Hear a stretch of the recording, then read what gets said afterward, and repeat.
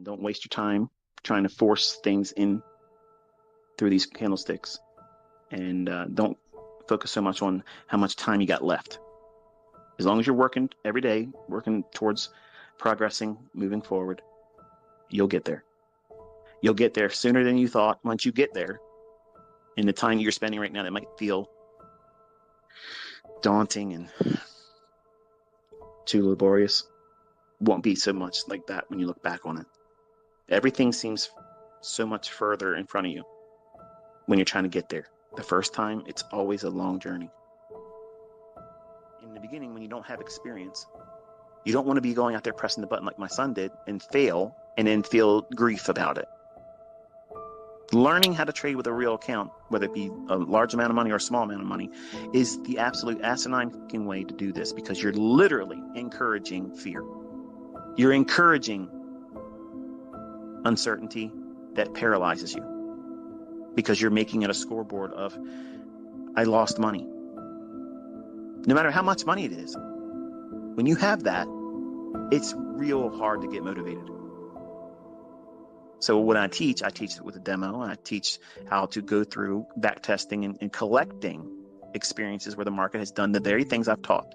And I give you the benefit of knowing what I think is going to happen beforehand. So that way it holds you to an expectation in the marketplace. Does the market go higher when he says it goes higher? Does it respect those levels he's referring to? Does it trade to those pools of liquidity? Are you going back through the charts and looking for the things I teach? Is it in there? Is it happening? Don't require my own trades to be the only testimonial. If you do that, you're failing.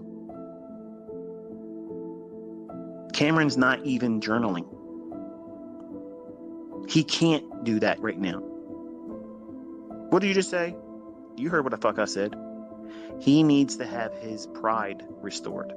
He's hurt. So the only way, and this is the best thing I could come up with, was give him something where, yes, these approaches, if he just would let the trade run, he could be making 30, 40, 60, 100 fucking handles. He could be doing that, but he doesn't have the patience to hold on to it because he's afraid it's going to turn around on him. He's afraid of that. And the only way you get over that fear is doing this. I wish I could learn how to hold a trade. I've been in so many trades. If I just would have held on to it, it went to my target. How do I fix that, ICT? You take incremental exits and you hold yourself to the fact that this is what my trade was and I'm feeling discomfort. As soon as you feel the discomfort, close it and then watch the trade pan out. Or if it goes through where your stop loss would have been, you're thankful you didn't lose. But if it goes in your direction, you log it and you cheerlead yourself. And the next time you feel that uncomfortable point and you want to get out of the trade, wait 2 minutes. Not 1, 2. Literally 2 minutes.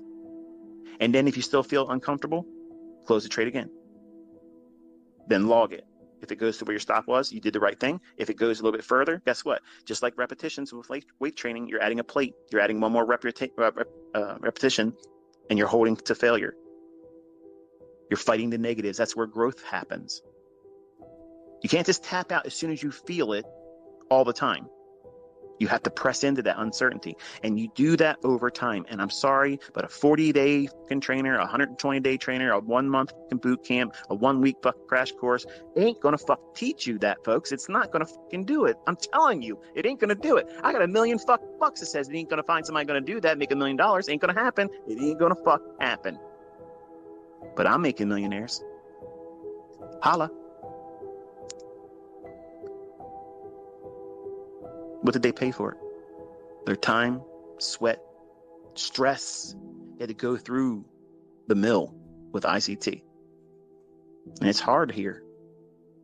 Only the strong survive. The weak get chewed up and spat out. Holding on to a trade, and I'll say this in closing.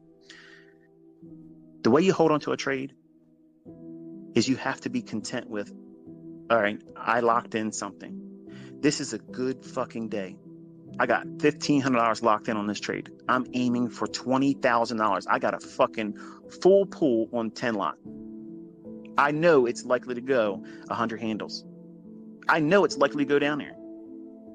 But I'm going to wrestle my fucking greed because I feel like I have to take this $2,700 trade off that's fluctuating here and there above 3,000. And you know in your fucking heart that if you just let this fucking thing go, 6.5 hours from now, it's going to be 100 plus handles.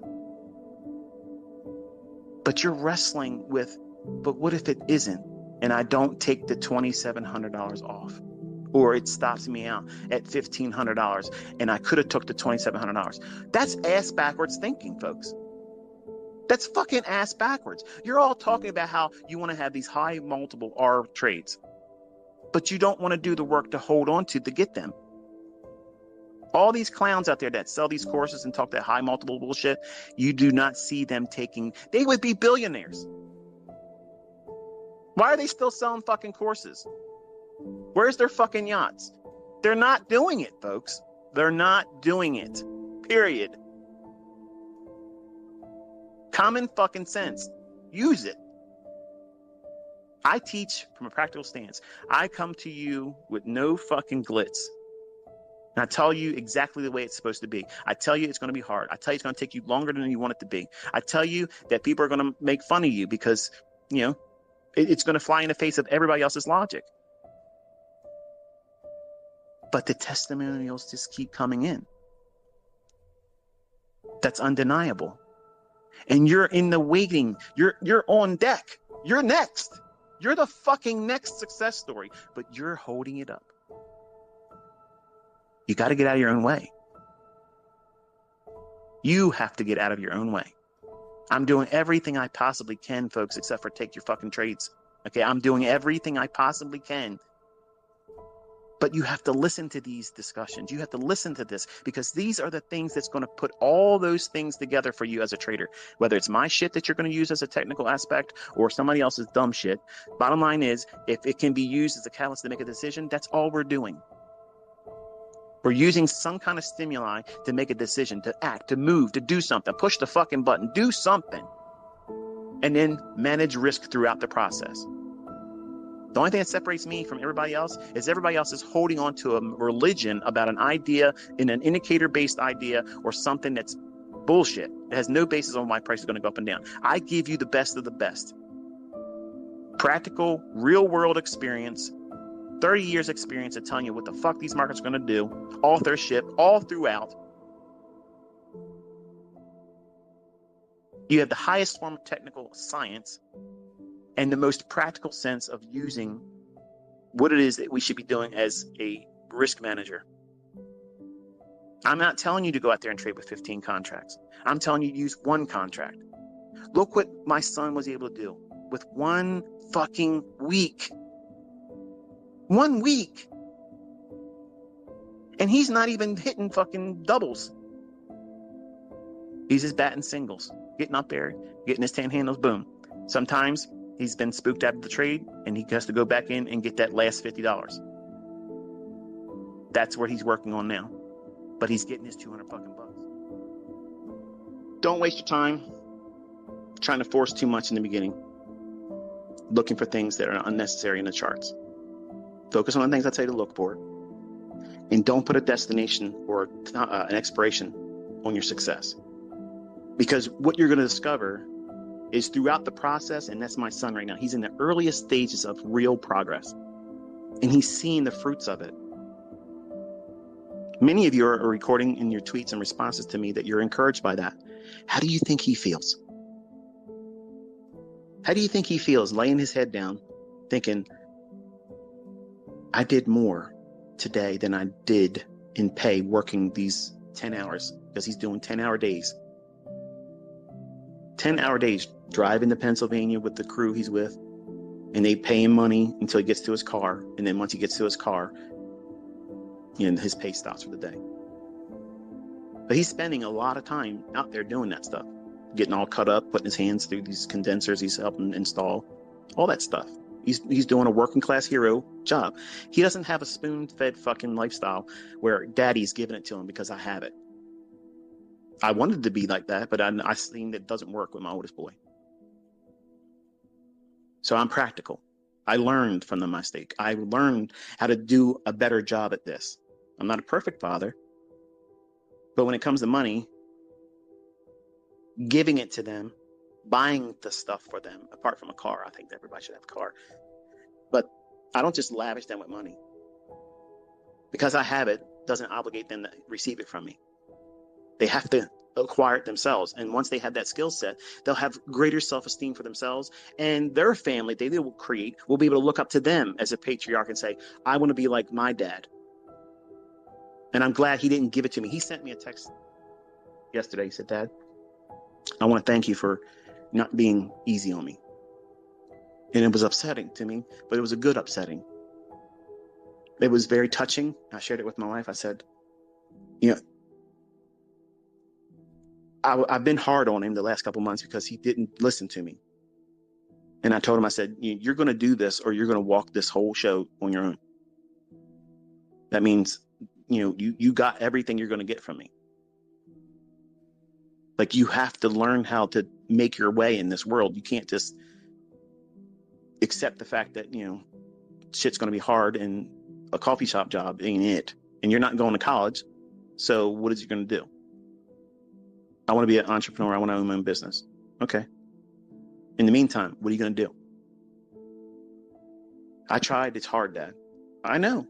And my students complain about the same fucking way you are right now. It's hard, ICT. It's hard. They complain. You want to complain. It's normal. But instead of complaining, take that energy and direct it into studying, back testing, taking the information that you see that's already happened, pull it out of the charts, record it, and it's there. And it'll encourage you that it keeps repeating it over and over and over again. Now you're doing one little piece of something. You're doing 1/8 of what's going to be a full model, and you're doing better than your fucking job with the least amount of leverage. How encouraging is that?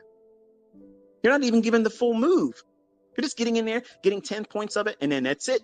Pull out. Done. Hit it and quit it. Done. Then you get to see, was that a good move for free? He doesn't stop you out with a loss, and he never moves his stop loss. How's that? He doesn't need to. It's either going to run or it's not. If he hits a loss, he's stopping for the day. He's not going to go on the major drawdown. And you're sitting around doubting. All this evidence around you, all this shit around you. People outside of my own family, different walks of life, and they're bringing the receipts and the results. They're doing it.